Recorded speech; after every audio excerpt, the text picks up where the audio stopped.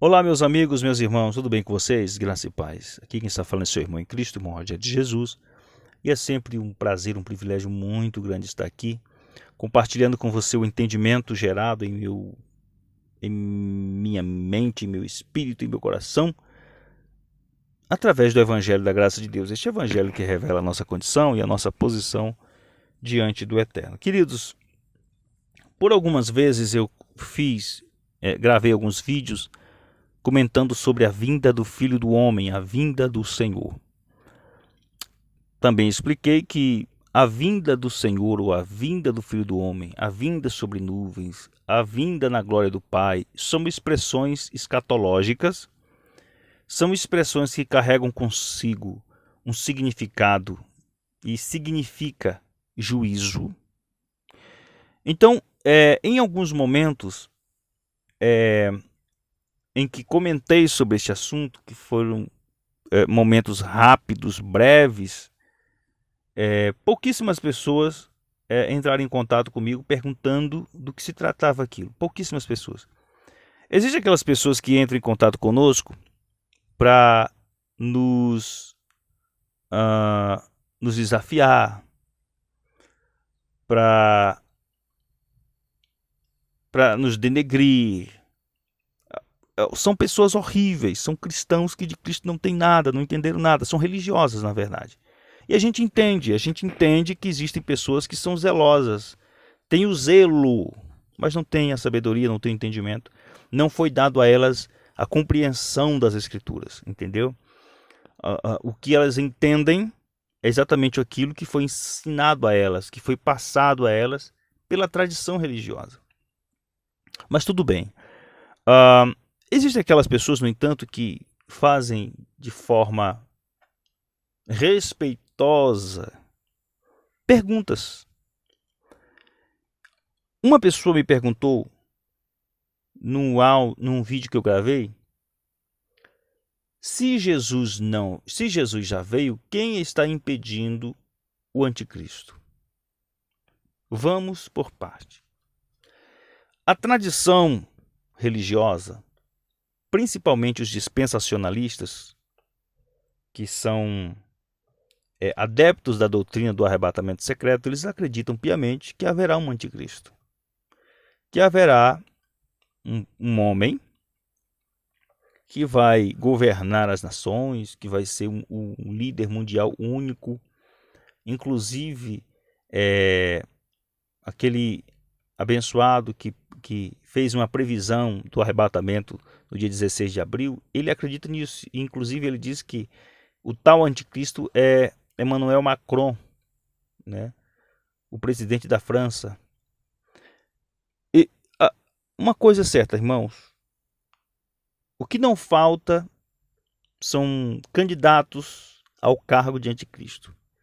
E quem é que dá esses cargos? Aqueles que são adeptos desta visão futurista, dispensacionalista e pré-tribulacionista.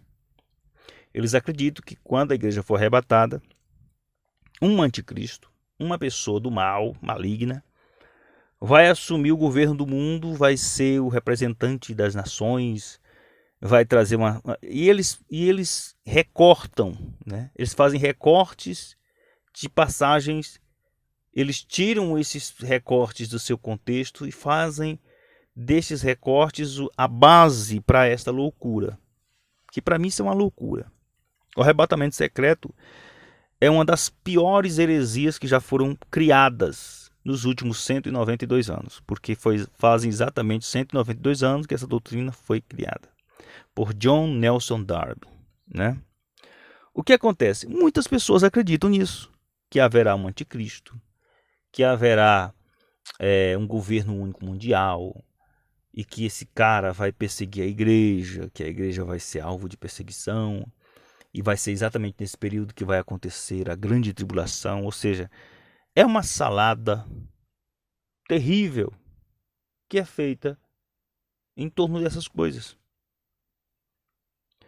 Será que Paulo falou sobre um anticristo? Inclusive eu tenho até um vídeo gravado aqui no canal, depois você dá uma conferida. Paulo ensinou sobre o anticristo? Vamos conferir aqui a segunda epístola de Paulo aos Tessalonicenses, no capítulo 2, e enquanto você localiza aí, eu quero falar uma coisa sobre isso aqui. Quando você for ler o livro chamado Bíblia, pelo amor do Cristo ressuscitado. Rogério, você está apelando? Tô apelando. Pelo amor de Deus, respeite a contextualidade desse livro. Respeite. Esse livro possui uma contextualidade israelita, cultural, temporal. Você está entendendo a questão? O maior erro hoje dos religiosos é porque eles aprenderam a ler a Bíblia com uma mentalidade ocidentalizada, uma mentalidade romanizada. Apesar de que o livro foi confeccionado, né, pela Igreja Católica, mas o livro possui uma contextualidade israelita.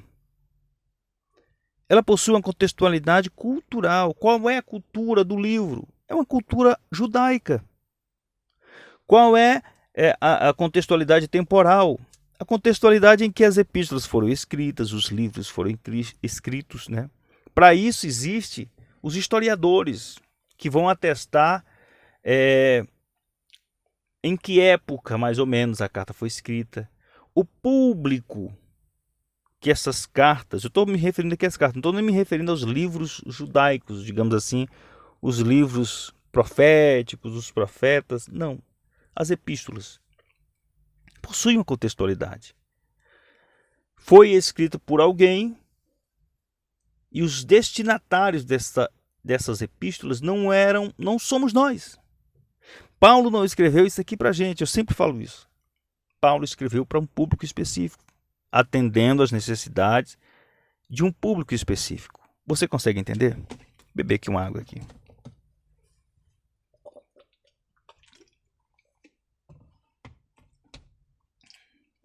Vamos lá. Paulo escreveu essa carta para uma comunidade composta de judeus, maioria judaica, e era composta também de gentios que creram na mensagem pregada por Paulo e que se uniu àquela comunidade judaica. Vamos lá.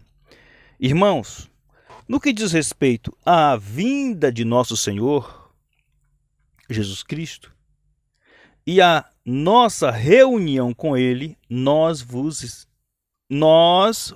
exortamos. Veja que Paulo não está falando conosco aqui. Paulo está falando com eles lá. Na mente de Paulo, a vinda do Filho do Homem, a vinda do Senhor Jesus Cristo, tinha um significado totalmente diferente do conceito moderno. Aquele público sabia exatamente o que significava a vinda do Filho do Homem. Mas veja que era exatamente na vinda do Filho do Homem que eles seriam reunidos com o Senhor. Está aqui na epístola. Versículo de número 2. Vou ler novamente aqui o versículo 1. Irmãos, no que diz respeito à vinda do nosso Senhor Jesus Cristo e à nossa reunião com Ele, nós vos exortamos a que não vos demovais da vossa mente, com facilidade, nem vos perturbeis, quer por espírito, quer por palavra, quer por epístola, como se procedesse de nós. Nós quem? Nós, aqui é ele, Paulo, e os pregadores que ministravam o evangelho, as boas novas, e que anunciavam a vinda do Filho do Homem. Eles lá, não nós aqui. Nós aqui do texto eram eles.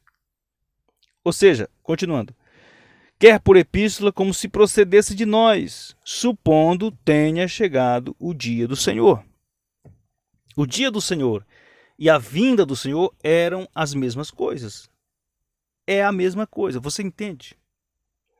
Versículo número 3. Ninguém de modo nenhum vos engane. Você consegue perceber a fala de Paulo? Será que Paulo escreveu isso aqui pensando em mim, em nós que estamos aqui 2021 anos depois? Você acha isso? ninguém de modo algum vos engane, porque isso não acontecerá. Aí ele vai dizer, sem que primeiro venha a apostasia e seja revelado o anticristo. É anticristo que aparece aqui no texto?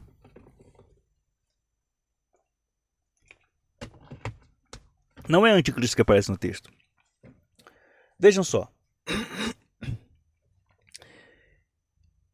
Aqui está escrito o homem da iniquidade, o filho da perdição. Este homem do texto é o anticristo? Porque a única pessoa que fala no anticristo é João, quando escreve a sua epístola. Será que João e Paulo estão falando das mesmas pessoas? Será? Não. Mas a tradição religiosa, o sistema religioso futurista diz que Paulo está falando do anticristo. Só que não é. E para isso existe a história que vai revelar quem era a pessoa em que nesse período de tempo aqui é chamado por Paulo de o homem da iniquidade, o filho da perdição. Quem seria esta pessoa? Será que seria uma pessoa que iria se manifestar 2000 anos? 2021 anos depois? 3000 anos? 4000 anos? Por quê? Mas vamos continuar a leitura. O qual se opõe e se levanta contra tudo que se chama Deus ou é objeto de culto, a ponto de assentar-se no santuário de Deus, ostentando-se como se fosse o próprio Deus. Veja, Paulo está falando isso aqui, mas a base do que Paulo está falando também está em Daniel, capítulo de número 11, versículo 36. Irmãos, o apóstolo Paulo, ele recebeu a revelação do Evangelho, mas Paulo tinha sua fundamentação bíblica, fundamentada, situada, alinhada aos profetas que escreveram textos que apontavam para um tempo futuro, futuro deles, não nosso. Daniel, capítulo de número 11, versículo 36. Aí ele vai dizer, não vos recordais de que, ainda convosco, eu costumava dizer-vos essas coisas? Veja, Paulo não dá detalhe aqui, mas ele diz aqui no texto que ele já havia conversado sobre estes assuntos com aquela igreja.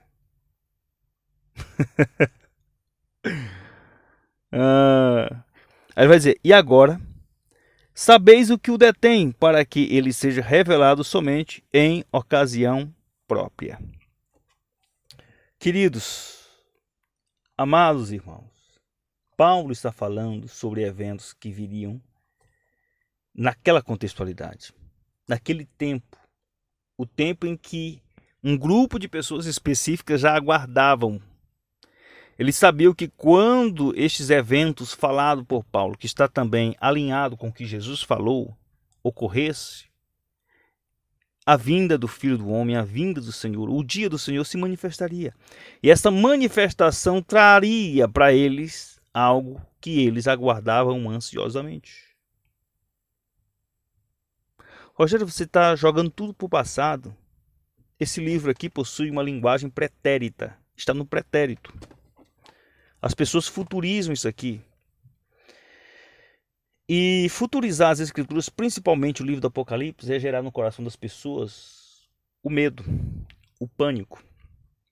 Porque a igreja, porque eu creio que a igreja, que é a junção de filhos de Deus, que é a reunião de eleitos que compõem este povo que leva o nome do Senhor, este povo é uma extensão de um povo que presenciou, que vivenciou coisas extraordinárias e terríveis ao mesmo tempo. Porque foi aquele povo lá, dos dias de Paulo, que sofreu perseguições, se cumprindo neles o que Jesus havia predito em Mateus 24, que é a grande tribulação. Eles foram perseguidos, atribulados, mortos, caçados, enfim. Eles lá. Mas as pessoas futurizam isso aqui. e geram no coração das pessoas um pânico, um medo terrível. É tanto que toda a pregação gira em torno da grande tribulação, do anticristo, disso, daquilo outro. E o povo é obrigado a permanecer num ambiente por medo, por receio. São pessoas que não sonham, que não projetam, que não trabalham. São pessoas que não